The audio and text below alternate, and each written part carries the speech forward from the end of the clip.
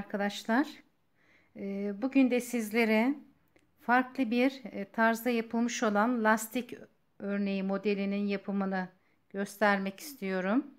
Hep aynı lastikleri işte bir düz iki ters ya da fantazi lastik türünden lastik yapmak istemeyenler için şöyle görmüş olduğunuz kıvrık lastik örneği modelinin yapımını paylaşacağım. Modelimizin ön yüzü ve de arka yüzü. Arka yüzünü de tek başına bir örgü modeli olarak da kullanabilirsiniz. O şekilde de değerlendirebilirsiniz modelimizi. Ön yüzün de aynı şekilde. Direkt sadece bu modeli uygulayıp güzel örgüler yapabilirsiniz. Modelimizi yapmak için 6 ilmek ve katlarından oluşan sayıda ilmek atıyoruz şişimizi. 2 adet de kenar ilmeği ilavesi yapıyoruz. Burada da gördüğünüz gibi modelimizin ön yüzü burası. 3 düz 3 ters olarak modelimizi ön yüzde kuruyoruz. Arka yüzde ise bütün ilmeklerimizi düz örüyoruz. Şimdi hemen gösteriyorum. Ön yüz ve arka yüzde hep aynı işlemleri tekrarlıyorum. Kenar ilmeğim, 3 düz örüyorum. Arkadan öne alıyorum ipliğimi, 3 ters. Tekrar arkaya aldım, 3 düz ve de 3 ters. Şişimdeki bütün ilmeklerimi sırayla 3 düz ve 3 ters olacak şekilde sıranın sonuna kadar aynı işlemleri gerçekleştiriyorum.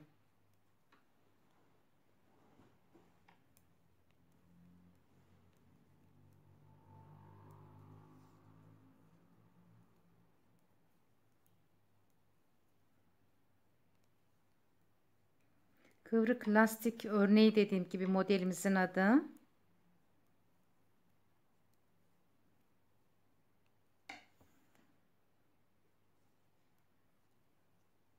Değişik insan bazen hep aynı lastikleri yapmak istemiyor.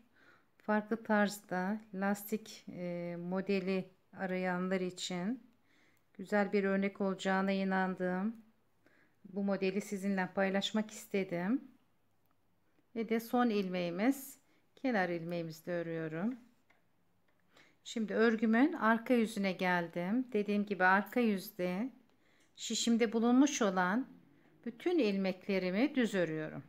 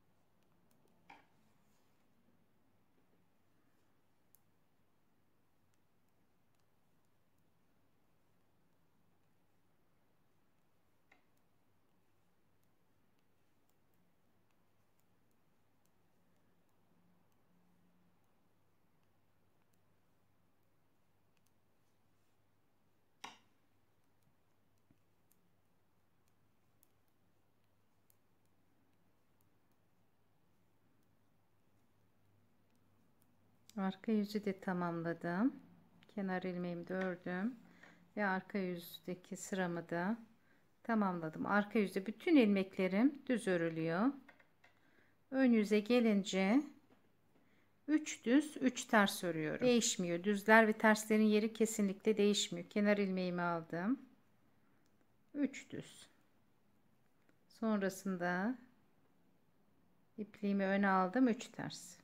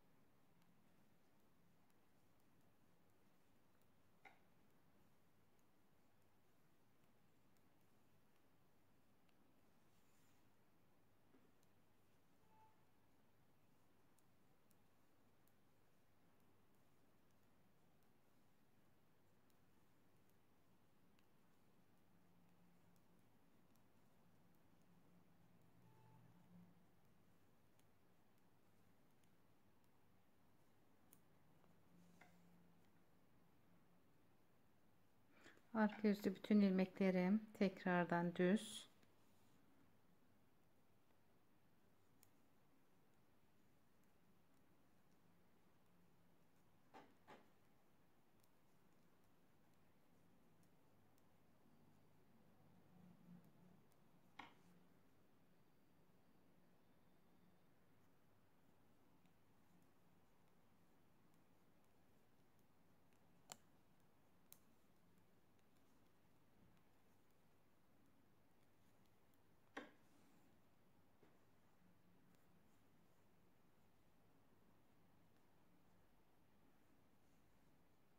Gördüğünüz gibi son derece yapımı kolay, farklı tarzda bir lastik modeli çalıştım.